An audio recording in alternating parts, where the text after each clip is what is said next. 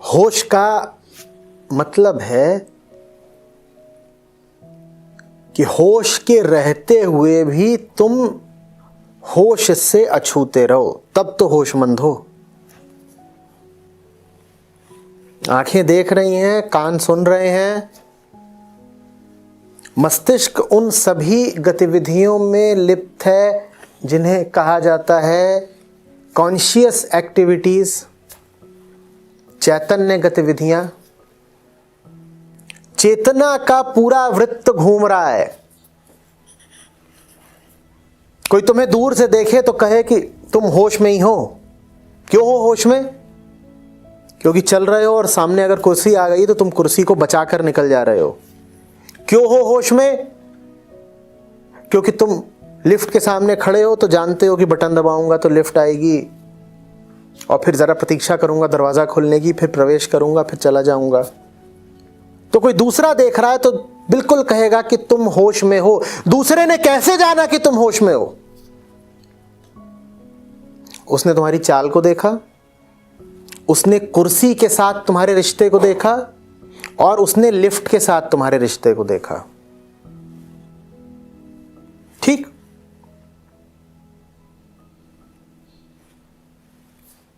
उसने ये सब देखा, उसने कहा तुम होश में हो। बिल्कुल होश में हो। भीतर तुम्हारे कुछ है जिसका ताल्लुक न लिफ्ट से है न कुर्सी से है। तुम ये भी कह सकते हो कि भीतर तुम मदमस्त हो। मद माने समझते हो? खुमारी, नशा। भीतर तुम नशे में हो। अगर दुनिया के प्रति तुम्हारे आचरण को देखा जाएगा, कुर्सी के प्रति तुम्हारे व्यवहार को देखा जाएगा, तो बिल्कुल यही कहा जाएगा कि तुम होश में हो। क्योंकि तुमने ये नहीं करा कि कुर्सी सामने आई और तुम शराबी की तरह लड़खड़ा के उसी पे गिर पड़े। तुमने ये तो करा नहीं। बाहर बाहर तुम वो सारे लक्षण प्रदर्शित कर रहे हो जो किसी होशमंद के होते हैं। तुम्हें पानी चाहिए तो तुम कह रहे हो मुझे पानी दो, और जब पानी तुम्हारे पास लाया जाता है तुम उसे मुंह में ही डालते हो, कान में नहीं डालते। तुम कोई ऐसा काम नहीं कर रहे जिससे ये जरा भी आशंका हो कि तुम नशे में हो या बेहोश हो। बाहर बाहर बिल्कुल होश का ही खेल चल रहा है। भीतर निर्लिप्तता चाहिए, तब होश है। अब तुम्हें थोड़ा शायद अचंभा होगा, तुम कहोगे कि ये तो ठीक है कि बाहर होश का खेल चल रहा है, आपने ये शर्त क्यों जोड़ी कि भीतर निर्लिप्तता चाहिए?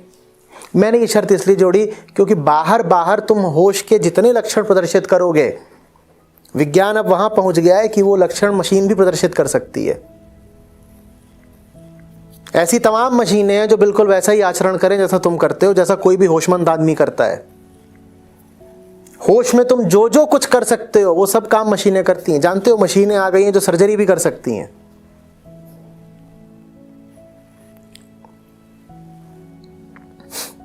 और वो मशीनें बहुत सारे चिकित्सकों से ज्यादा अच्छी सर्जरी कर देती हैं।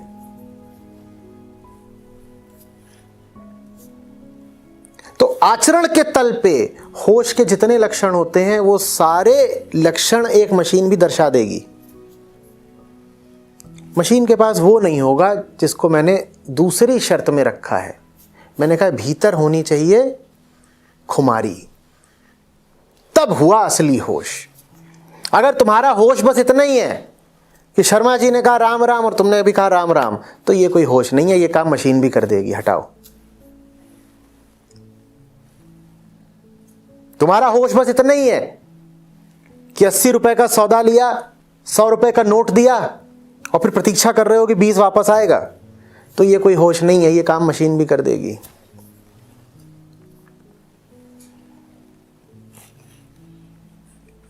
जो दूसरी चीज है वो है तो होश है। तो अब बात थोड़ी विरोधाभासी हो गई है। होश तब है जब बेहोशी है।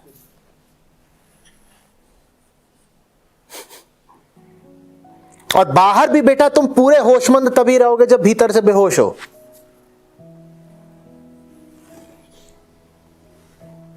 बाहर होश का लक्षण होता है गति, है ना? बाहर होश का लक्षण होता है वस्तुओं की प्रतिभिज्ञा। तुम चले जा रहे हो, तुम्हें कुर्सी दिख रही है तो तुम होशमंद हो।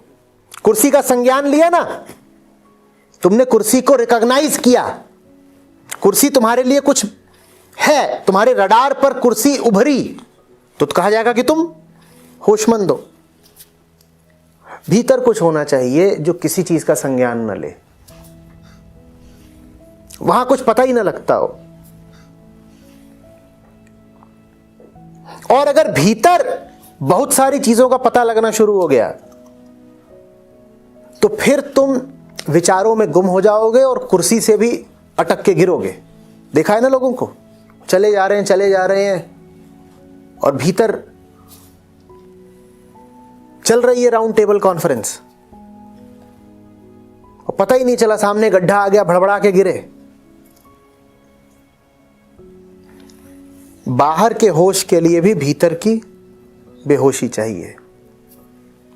और जब मैं कह रहा हूं बाहर, तो मेरा आशय सिर्फ हाथ पांव से नहीं है, मेरा आशय मस्तिष्क से है। मेरे व्याकरण में शरीर और मस्तिष्क एक हैं, पांव और मस्तिष्क एक हैं। ये गति करते रहें, तुम गति मत करने लगना। किस्सा फिर मैं पे पहुंच रहा है, देख रहे हो ना। होश का काम किसका है? प्रकृति का है। आत्मा होशमंद नहीं होती, तुम होशमंद मत हो जाना।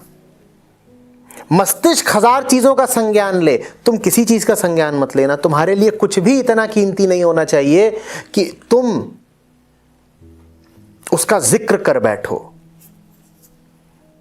जबान पर 50 चीजों का जिक्र आता रहे, तुम्हारे लिए कुछ इतना कीमती नहीं होना चाहिए कि तुम्हें उसका नाम भी पता चल जाए। कुर्सी दिख रही है सामने, आंखें कुर्सी को देख रही हैं और मस्तिष्क कह रहा है इसका नाम है कुर्सी।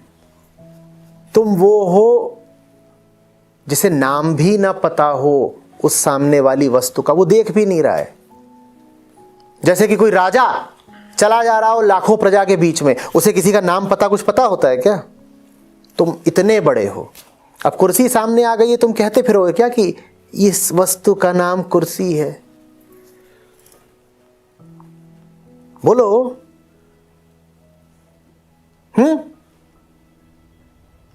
अभी यहां से वापस लौटोगे, रास्ते में कितने कंकड़ पत्थर हैं, तुम्हें सबका नाम पता होता है? क्यों नहीं पता होता? क्योंकि वो अदनी चीजें हैं, तुम्हें उनके बारे में कुछ भी पता होने की जरूरत नहीं। तुम वो हो जिसे कुछ जरूरत नहीं किसी के बारे में भी पता करने की, जिसे कुछ जरूरत नहीं कुछ भी याद रखने की। हम मस्तिष्क के पास स्मृतियां हैं, वो अपना याद रख ले, जितनी आवश्यकता हो तू याद रख। हम कुछ नहीं याद रखते, याद है तो है, याद नहीं है तो नहीं है। किसको याद है? मस्तिष्क को। रख तू याद। हमने नहीं फरमान भेजा है कि फलानी चीज हमारे लिए बड़ी कीमती है, बेटा याद रखना। कुछ नहीं कीमती है, कुछ याद रह गया तो रह गया, भूल गया तो भूल गया। और जानते हो ऐसे में क्या होता है? फिर बस वही याद रहता है जो रहना चाहिए, और वो भूल जाते हो जो भूल ही जाना चाहिए। अन्यथा सड़ी गली चीजें सब याद रख लेते हो। और अहम की प्रवृत्ति ये होती है कि जितना माल सड़ा गला हो उसे उतना ज्यादा याद रखता है।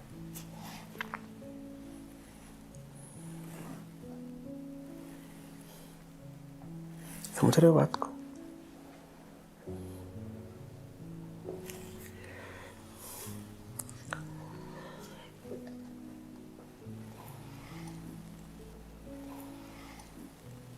होश की 2 शर्तें बोली।